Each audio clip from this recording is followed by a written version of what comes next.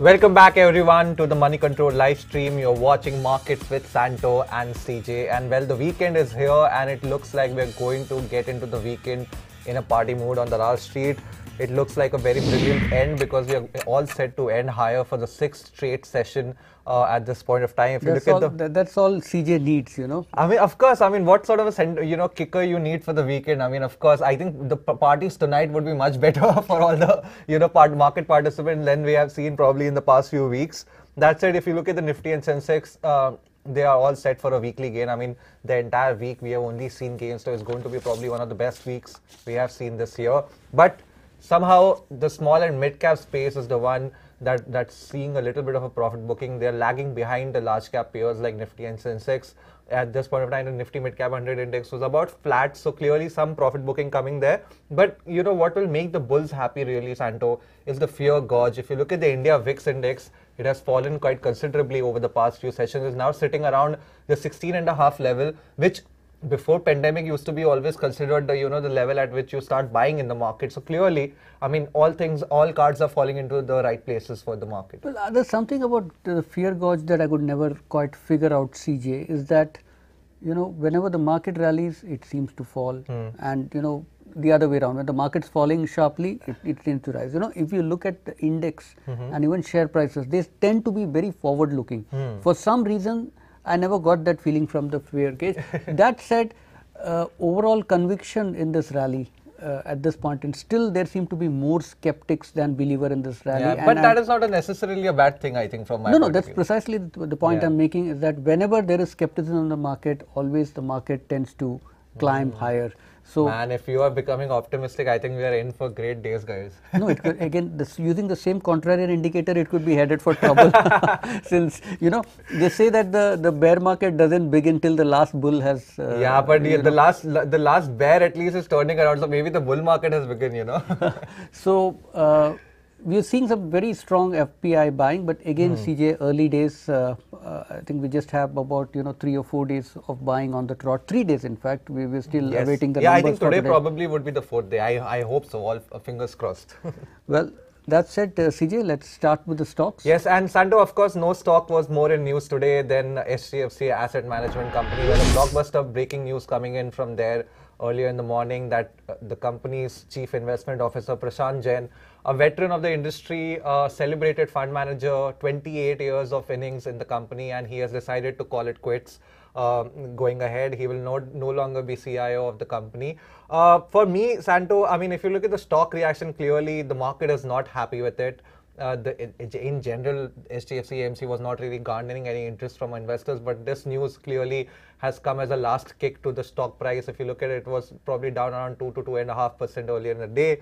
And I think on top of that, the numbers that came out for the June quarter, Santo, they were also not that great. Quite weak numbers on a sequential and year-on-year basis. So clearly, the outlook on growth seems a little, sluggish at this point of time. And for me, I think, Santo, Jain's exit probably would raise more questions about where HDFC AMC is headed. I mean, a leader like this, an institution in his own self, Prashant Jain, if he goes out, will the companies probably struggle in attracting a lot of investors who probably used to come to the doors of HDFC AMC because Jain was at the helm. So something that, something to watch out for. And the other bigger question is whether Jain's exit will result in a change in style for investment, at HDFC AMC. There have been a lot of concerns over the past few years over its value-driven style, whether that will change. And I think we have Sumaira Abidi, our colleague, also to, chime in on this issue.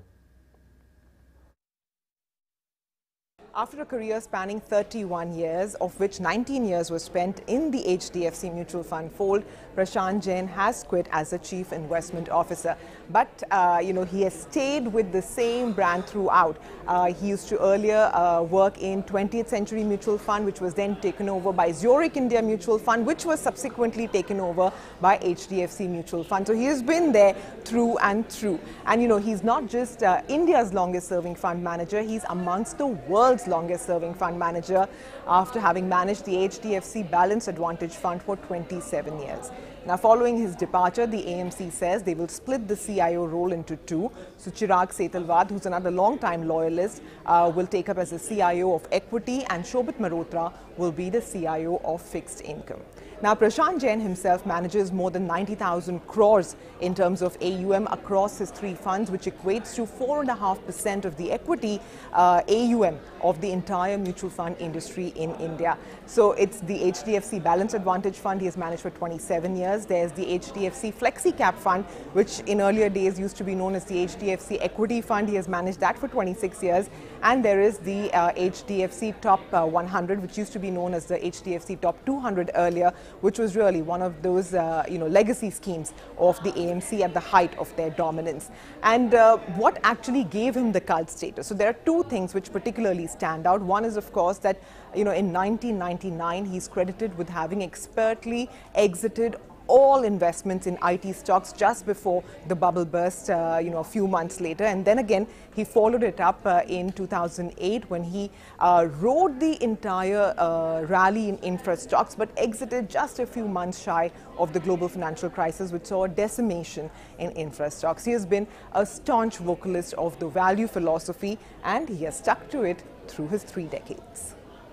Well, there you have it, Santo. I mean, clearly no better way to sum up what Prashant Jain meant to HDFC AMC and the MF industry at large than Sumaira out there. But Santo, what do you feel? I mean, you have been one guy who have been quite bullish on HDFC AMC and other AMC stocks as well the past few months. Does this, shake your confidence a little bit? Not really. CJ, like the market is a great leveler, as they call it, and clearly Prashant Jain has his highs. Some very good calls there, like as Sumaira pointed out, getting the .com call right, by avoiding those stocks and then being able to time his exit. But, eventually the market catches up with you at some point in time. But no doubt, great contribution there to the industry and to the unit holders of HDFC AMC. Done a spectacular job. I mean, managing 90,000 crore of assets, almost 4.5% of overall equity assets. That's quite something. That said, CJ, I won't be really worried there because HDFC AMC at the end of the day is an institution, right? It would be unfair to give credit to the entire success or failure, pin it on just one fund manager, no matter how good he is. So I'm sure there's clearly a system in place, and transition will be smooth. There could be some change in philosophy, perhaps. Ultimately, to some extent, the CIO will influence the philosophy of the fund, but I don't think it's a big cause for concern. That said, CJ, on the HDFC AMC stock, I guess you have some view out there. Well, Santo, I think, if you look at what has happened with HDFC, the entire group, I mean, clearly the leaders of that group from the early 90s are one by one leaving out. You had Aditya Puri get out of HDFC Bank. Soon Deepak Parekh will be getting out of HDFC. KK Mistry will be following suit behind him, and now even Prashant Jain is going to get out of HDFC AMC. And the only thing I will want to bring to attention is that let's look at what happened to HDFC Bank once Puri got out. I mean, the past 1.5 years have not been easy for the stock, and I just fear if something like that is on the offing for HDFC AMC. Well, with HDFC AMC, okay, the stock has performed quite poorly over the last couple of years. But that's been generally the case with all the listed AMC stocks. HDFC AMC has not really been an exception in that case. Now, a few things seem to be changing for HDFC AMC. Recently, Kotak Institutional Equities came out with a buy rating on the stock. Kotak's argument mainly is that yes, the stocks have been underperforming for a while. The funds managed, equity funds managed by HDFC AMC have been underperforming for a while, but over the last 1 year, 70% of its equity asset is now in the top first or second quartile on a 1 year basis. So there is some bit of comeback there. Also, the valuations appear to have become a little reasonable after the steep correction. The stock was quoting at 3,000 plus, and now it's come down to below 2,000. It seems to have found support around 1750 odd levels from where it is kind of it is kind of inching up slowly. And also, distributor commission used to be quite high till some time back because of all these new NFO offerings and all that. That is also expected to normalize. So a few positive triggers there. At least the big downside seems to be arrested for now. That's how I would see it. Santo, I commend you for holding on to your fort even in a scenario like that. That said, let's move on to the second stock on our list. Well, the next stock on our list is Cyient. Now, clearly, CJ, the numbers have been a bit of a surprise. If you see on the standalone basis also, the company has managed to come out with a good set of numbers. Two major things in favor of Cyient at this point in time. One is that raw material prices now, it looks like the worst is over. If you look at most analysts, they are saying that second half onwards, you should see a significant improvement. Now, this quarter's number, CJ, has not been revenue growth, has not just been driven purely by volume growth, but both volume and realizations have been pretty decent for Cyient. The stock has also seen a good rally over the last month or so. Good jump there after this prolonged underperformance between March and June. So things are looking up for the sector as a whole. I would say that if you see both the numbers, sales from OEMs as well as sales from the replacement market, both have seen a quarter-on-quarter improvement. Well, Santo, I mean, of course, Cyient has been riding the rally that we are seeing in auto stocks or the auto ancillary and auto stocks in general throughout this year. So I would not be surprised by that. Realization have been healthy, of course, probably because of some bit of price hikes that the company has also taken during the quarter. But for me, I think the replacement demand side, I would expect that will peter out going ahead in the coming quarters, because this was the first quarter of without any COVID restrictions. So therefore, clearly there was a lot of pent-up demand in the replacement market, because cars were now functioning probably their full cycle, and therefore you have more wear and tear. That said, I think the margin issue still remains. There is no way that the higher raw material costs are going to subside anytime soon. At least in the in the September quarter, you're going to feel the pinch of higher raw material prices. It remains to be seen whether we see that or not in the December and the March quarter.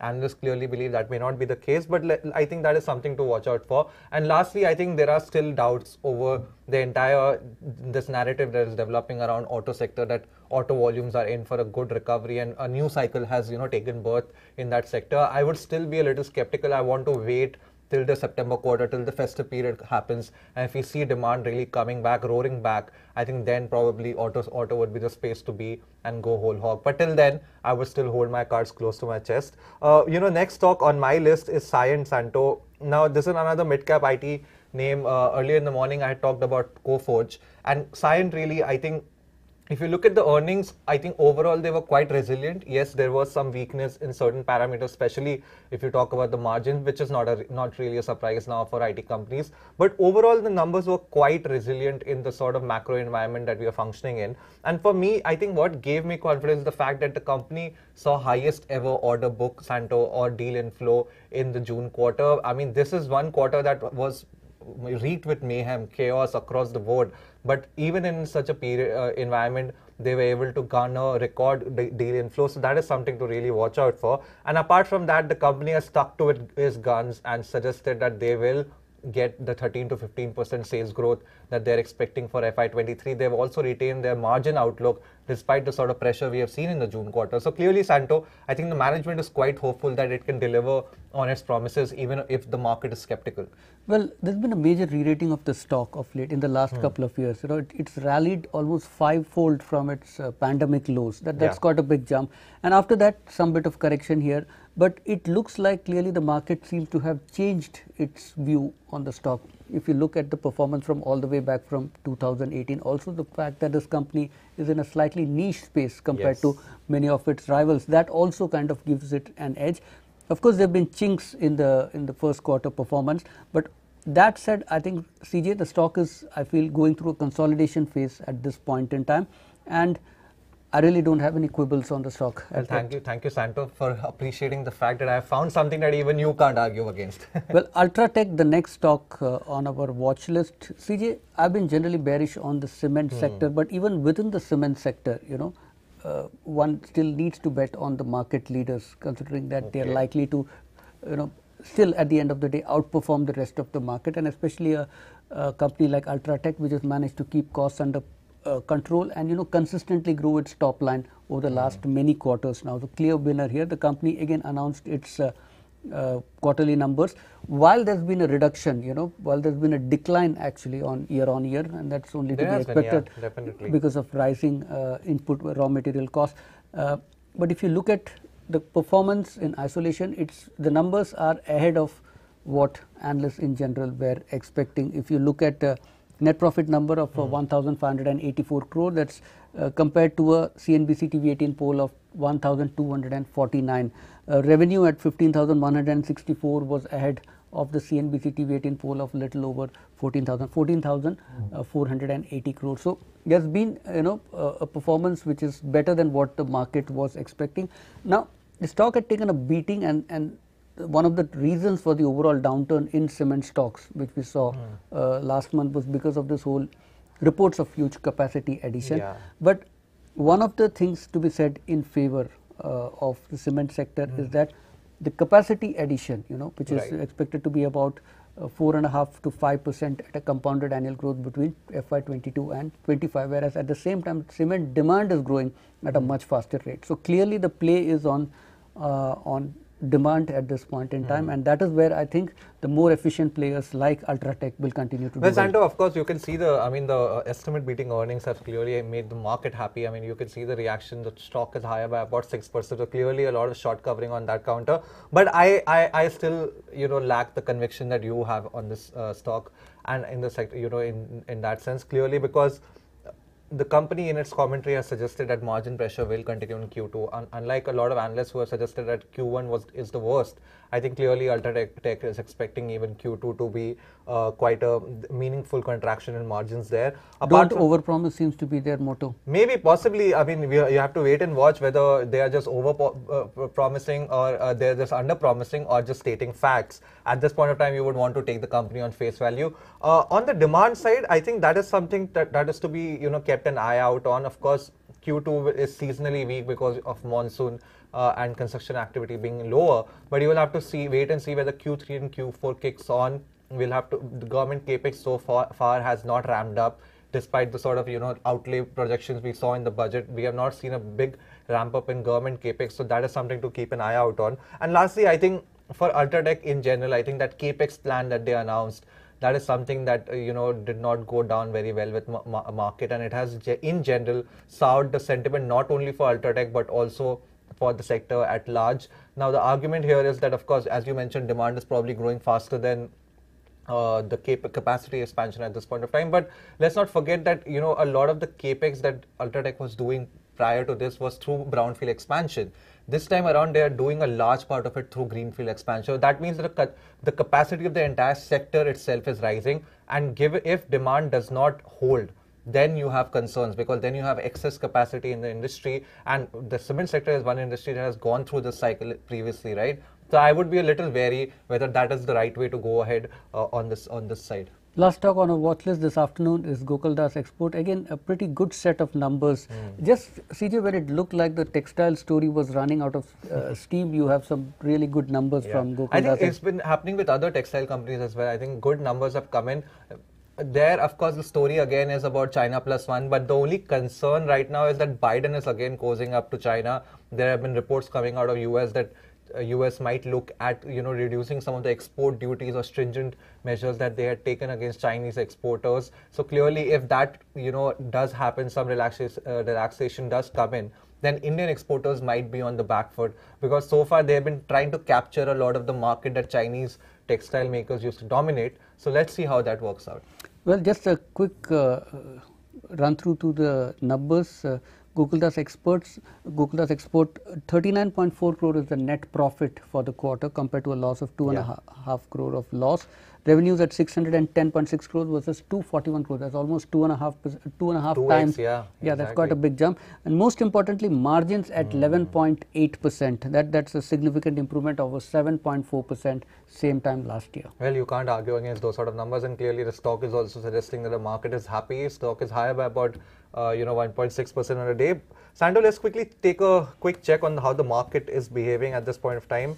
We can see the Sensex and Nifty is higher by about 0.6% at this moment. So clearly strong momentum for large caps. whereas the mid-cap space is struggling a little bit. I mean, the Nifty Mid-Cap 100 is down about 0.1%. So clearly not a very happy end to the week for mid and small cap stock, but large caps clearly leading the way.